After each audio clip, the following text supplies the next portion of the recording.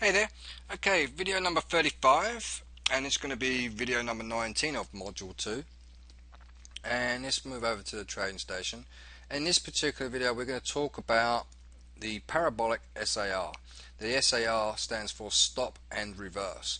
Now this indicator is not all that great. It does require you to think out the box a little bit. This is what it's going to look like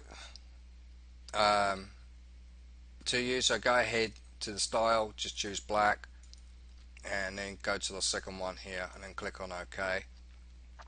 The rule of thumb here is that when you see these lines above the candles is to let you know to go short, and you go short basically after the second candle, after the second little dot there. And the buy trades is the opposite really. You'll see these dots appear below the candles and then go long on the second after the second little dot there.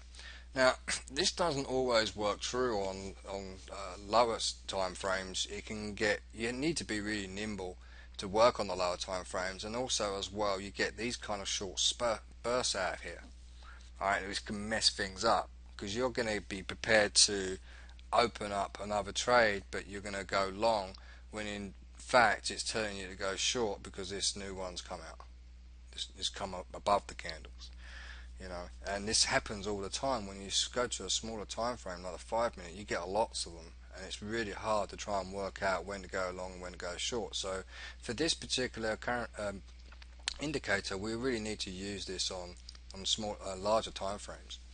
And we can also apply a bit of common sense to here, because it kind of gives us another pattern. And again, as I say, in my earlier videos I did psychometric testing when I was younger, and I came first out of all of those people that lived in Hertfordshire, in the UK, northeast of London.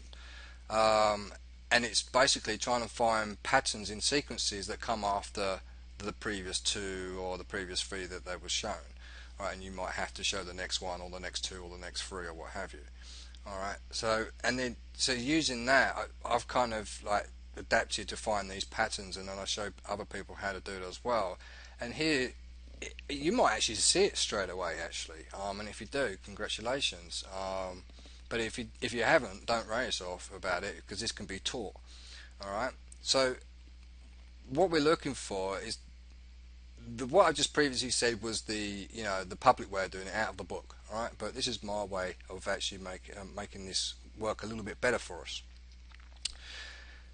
We take a look for a sequence of these bars to complete, and we know that they've been completed when the next one comes out above it, when it starts showing above the candles. You follow me? And we take a look at this last one, and we put a trend line tool in there. So now this is letting us know that we can go short at this particular time, but we don't go short at that particular time until we've done our analysis on it. Okay, and that again was when I mentioned to you before, if we're going to take on sell trades, we need to take on a sell trade when it's near a resistance point, and it's not really, is it? It's at more or less at a support level, so we won't take that short trade. So we wait for the next sequence to come through. Alright, and here's when it comes through and it stops, and then the next one comes through. Alright, so we take it from this dot here. Actually, let's just move that one out of the way and just use this one. And I'm going to move that one there and try and work out for a buy trade opportunity. Alright, so when the dots are above, we're looking for buy trades, and when the dots are below, we're looking for sell trade opportunities, but we're looking for breakouts. This particular instance, it takes quite a while for it to break, but it does break, and it's quite a far away as well from the bottom. There's no congestion there, so there's no immediate risk of it being stopped out if you was to have stop loss somewhere close. And just keep on moving these around every single time. So here we go. Maybe we can take a look. If we can move this one up and work backwards, maybe, or maybe we can work backwards. Here's a breakout here. See where this last dot is, where my cursor is, and then we wait for a break. It actually breaks right here, and we keep going long, and we just target this area here first. Just take a look at the pip difference from that point that it breaks, and that one's very close. So I would probably be a little bit cautious there. I might wait for another break around about here. Let's go back. Another one here is another one for a short trade, because the dots are below, and then there it goes, it breaks and falls.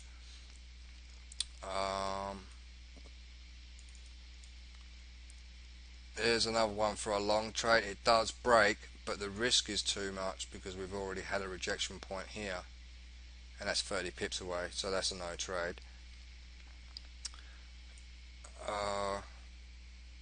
Now this one here that we looked at, this short trade, there's no immediate, so it's 150 pips away, or even this area 90 pips, so that would be okay to take. Let's go back, let's move this line.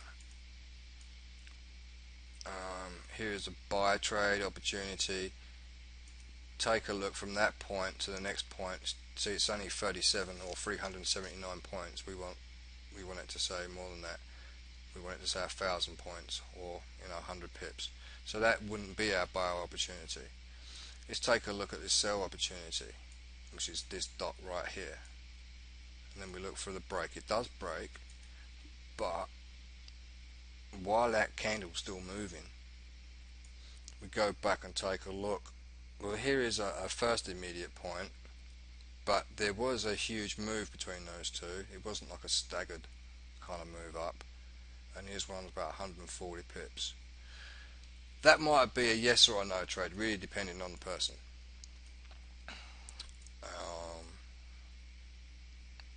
But that, for that particular instance, it did work out quite well. Here's another buy trade opportunity, doesn't break. Sell trade opportunity down here, it does break. Again, we take a look from that sell trade opportunity, come back here, it's 49 pips, it's too close, we want it to be further. Here's another one, another sell opportunity, which is right there. It does break, but let's see if there's any congestion over the other side. There's not any for quite a while, so that would be a good area. So you see where I'm coming from, is you just use those as breakout levels, and just make sure that you measure from that point. This is like a sell trade opportunity here, so we take it from that point and then measure back to the next support level. This one is 50 pips, so this is going to be no good, even though it does come down, but we don't know it will. We want to try and be certain. Alright, here is another one here, so we can take that and then come back down to here. This one's 123 pips, so that will be a good trade to take, but you only take it from this point once this one is developed, one that comes above it. That's when you know the sequence has been completed. Okay, so remember that the sequence needs to be completed before you start your analysis. And as I say, it doesn't matter what happens within that time frame of that bar, while it's moving up and down in real time. Just quickly get your analysis done when this little dot comes in, and then just go boom. It takes like literally a couple of seconds. It's over 100 pips. It's great. We're on a 4-hour time frame as well. Don't use this strategy on any lower time frames than this. Just use what I'm saying and what I'm using, and you'll work out okay with it. Alright, so play around with this for about 2 or 3 days. Okay, if you've got any questions, let me know, and I will see you very soon in the next video. Alright, bye for now.